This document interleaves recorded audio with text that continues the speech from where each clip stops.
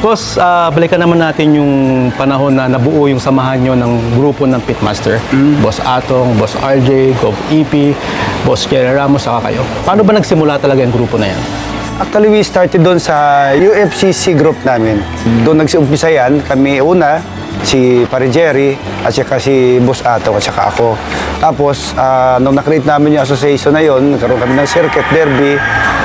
Ito ngayon, napag-isipan ko, way back 2000 o 2001, mayroon akong promotion, World Pitmaster Cup International, na ginanap sa Roligon. So, naisipan ko na, why not do it here sa Resort World? So, since magandang connection ni Boss at saka ni Pare Jerry sa Resort World, inopen up po sa kanila na why not do, make World Pitmaster Cup 9-Cac International Derby. Tapos, doon na pumasok ngayon. Siyempre, si Pare RJ, best friend ko yan. Sila sinama namin. At saka si Gob, ay idol natin yan, si Gob. So, nagsama-sama kami, nag-meeting kami. And then, everything was history na. The rest is history, boss, no?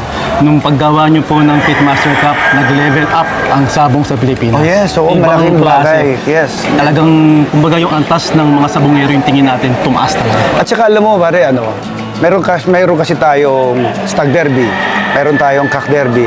Marami po tayong mga kasama na tulad ko breeder na natutulungan. Kasi like Bacolod, alam naman natin Bacolod, livelihood yan doon sa Bacolod. Hindi lang sa Bacolod, so halos buong Pilipinas, boss. Oo. So, nung pinromote namin yan, nakita namin, lumakas ulit yung sabong, gumanda. Kasi alam mo naman, ang leadership ni Boss AA, ni Pare Jerry, andyan si Pare RJ, andyan si Gob. So, nakaback up din ako. We tried it to be very competitive at saka fair ang labanan. So, everybody is welcome. Saka yung premyo nyo, boss, give all. Saka aside from the prize money, meron pa kayong charity. Yes. Talagang ibang klase. Yes, yes. O yung part of the process na kinikita namin, ginagamit namin yun. Remember mo, Yes, may mga proyekto tayo na libreng Chemo, may mga dialysis program tayo. program Yes. na libre. So, kinikita, halos binibigay din natin sa mga kasamahan natin. So ano feeling, boss? Ikaw yung nagbigay ng pangalan ng World Pitmaster at isa ka sa nag-champion ng Pitmaster Cup. Of course, I was very happy. I was so blessed. Ang hirap kasi, sa totoo lang, hirap manalo doon. Para kang dumaan sa sinasabi na sa butas ng karayom.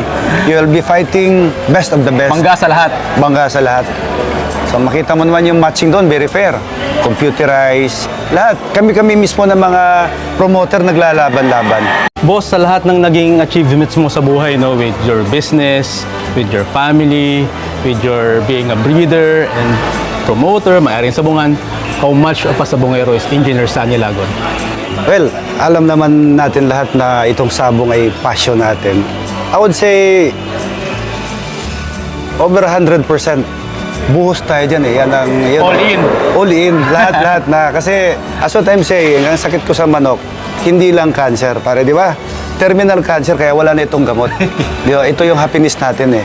So, more than 100%, I would say. Boss, itong experience mo sa pagmamanok, no? Paano ba ito nagagawa sa araw-araw mong buhay? Well, as what I'm saying kanina, pare Ramil, lahat ito ay, alam mo, passion natin. Passion natin sa pagmamanok, passion sa trabaho natin, sa lahat na parte ng buhay natin, passion natin. Parang dumadalo sa dugo natin eh, di ba? So, nandun na yan. Again, boss, maraming salamat sa pagbigay mo sa amin ng pagkakataon ng interview. Napaka-busy mo, may shooting ka pa. Anyone na papasalamatan mo, boss, please. Thank you so much sa inyo lahat at sana po ay matulungan natin itong industriya natin ng game fowl na lalong mapataas natin yung antas at saka level. Magtulong-tulong po tayo at mag-enjoy tayo dahil ito naman yung passion nating lahat, ang pagmamanok at pagbibreeding at masarap panoorin yung breeding natin pag nasa gradas na, pare, di ba?